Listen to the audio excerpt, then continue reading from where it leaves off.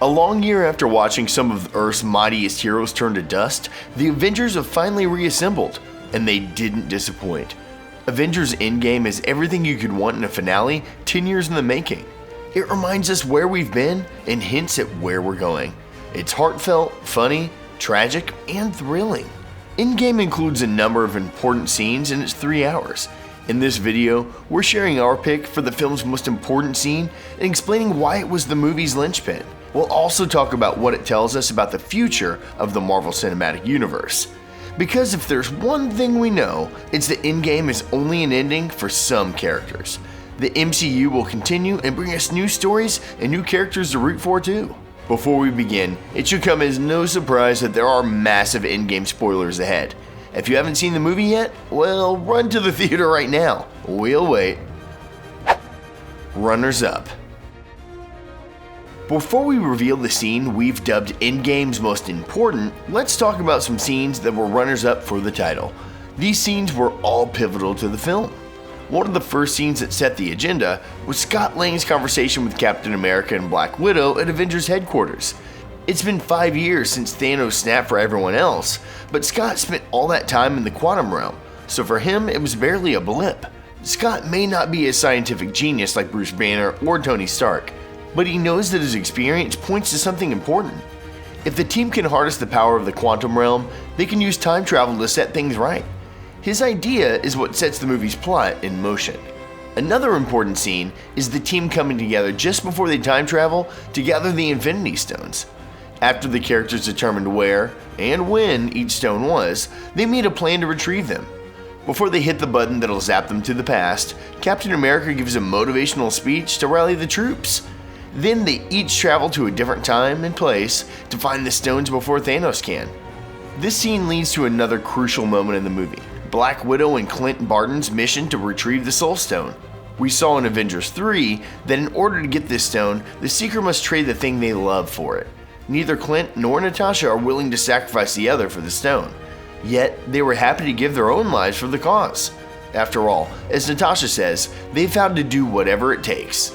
In the end, Natasha wins the argument. It's one of the most tragic and unexpected scenes in the movie, not least because it established the depth of Clint and Natasha's friendship. Finally on our list of important runner-up scenes is the death of Tony Stark. After a long battle with Thanos and his minions over the new Infinity Gauntlet, Thanos had it in his grasp, and on his hand. Yet through some Doctor Strange-powered sleight of hand, it was actually Tony Stark in his Iron Man armor that managed to don the glove. Thanos claims he's inevitable. Tony counters in his quippy way that he is Iron Man and saves the day by snapping away Thanos and his army. Sadly, the power of the otherworldly Infinity Gauntlet is too much for Tony. After utilizing the gauntlet, he quickly becomes immobilized and clearly doesn't have long to live. Before he passes away, he shares a final moment with his best friend Rhodey, Peter Parker, the boy he mentored, and finally his wife, Pepper, as Tony takes his last breath. Pepper tells him she and their daughter will be fine and that he can rest. It's a devastating moment, and it solidifies that the MCU has reached an end of an era. The setup. The most important scene in the film, however, takes place just a little bit earlier in the movie, in the middle of the battle with Thanos. In the setup leading up to it, a number of significant events occur. First, the Avengers make a new Infinity Gauntlet and determine that Professor Hulk should be the one to wield it.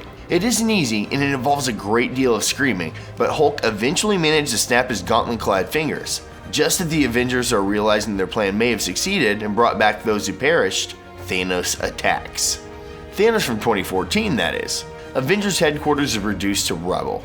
Thanos sits in the middle of it as the 2014 version of Nebula goes to retrieve the gauntlet. That's when we get an epic old-school team-up. Captain America, Iron Man, and Thor join forces to take on the Mad Titan. It's a battle for the ages and includes the revelation that Cap is capable of picking up Thor's hammer. Oh yeah. It also establishes that Thanos is extremely hard to get rid of. Boo. Still, Thanos has an objective, and if we learned one thing from Avengers 3, it's that Thanos is pretty single-minded when he has a goal. He calls in his troops. A surprising number of followers are apparently on board with his plan to snap away half of all of life. Cap faces him down all alone. From the look on his face, he seems determined to keep fighting until he can't anymore.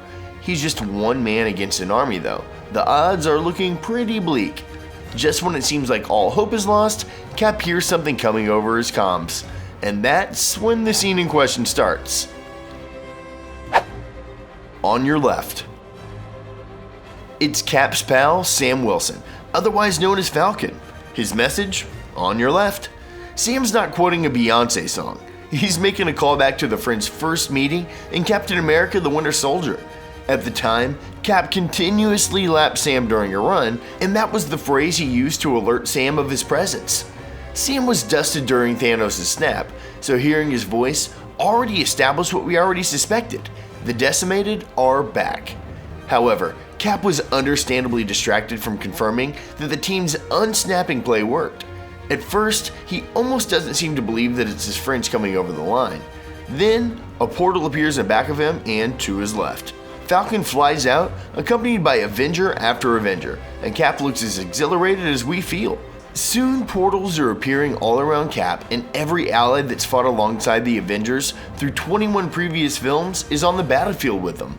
It's a thrilling sight to see. A universe full of superheroes with all kinds of different skills, from the mystical Scarlet Witch, to the alien Drax, to the acrobatic Spider-Man. Even Pepper Potts joins in as the Iron Man-esque rescue. The Old Guard. And that's part of what makes this scene so vital. In many ways, Endgame is a passing of the torch. It mostly focuses on the old school Avengers, the 6 members of the team who initially assembled in 2012's The Avengers.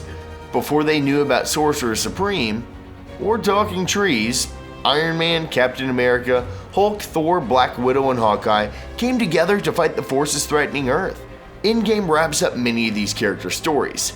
The mission of the initial 6 Avengers has spread to include more and more superpowered and even some not so superpowered people.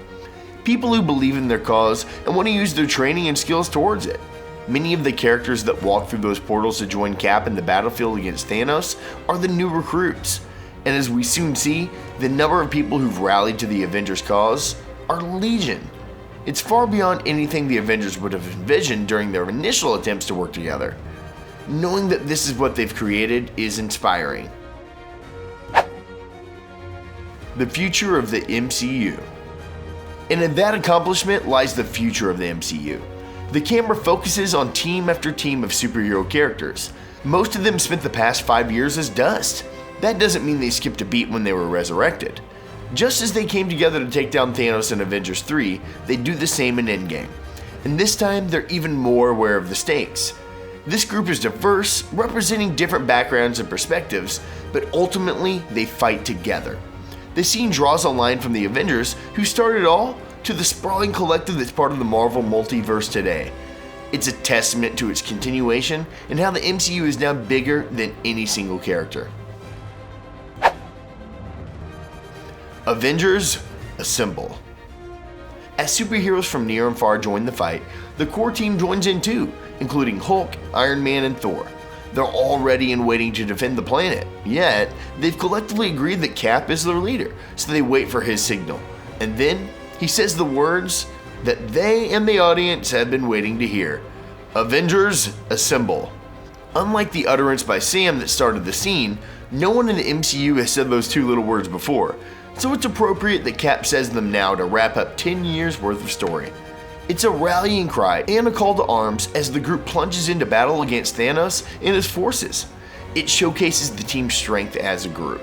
It's a shiver down the spine inducing moment and the most rousing scene in the film. Most importantly, it establishes how vast the MCU has become over the past decade. It's a testament to the world Marvel has built and how beloved its characters have become. What does it mean for Phase 4? So one of the key questions now is, where does this scene and everything it communicates leave the MCU and its fans going forward? After the events of Endgame, we lost some enormously popular characters. Yet as this important scene establishes, there are more than a few worthy successors that can stand in their place. Starting with the upcoming Spider-Man Far From Home movie, we'll see these newer characters take center stage. Tony Stark might not be with us anymore, but that doesn't mean the threats to the world have stopped. From what we know from Far From Home, Nick Fury will take over his role as Peter Parker's mentor. After all, Peter's still in high school and needs training. And who better to help him than the man who's guided so many superheroes before Spider-Man? Fury barely appears in Endgame, but Spider-Man plays a large role in the final battle.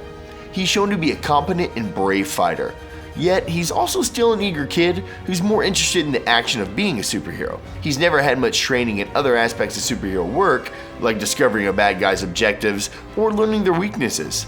Perhaps that'll be a large part of Fury's agenda for him in Far From Home. If Fury's successful, Spider-Man can prove himself to be a leader of a new Avengers team.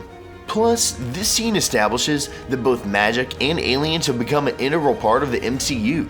Doctor Strange finds and portals every hero to the battlefield. Drax, Groot, and Mantis make their triumphant return to the land of the living. Scarlet Witch is there to avenge her fallen love, Vision.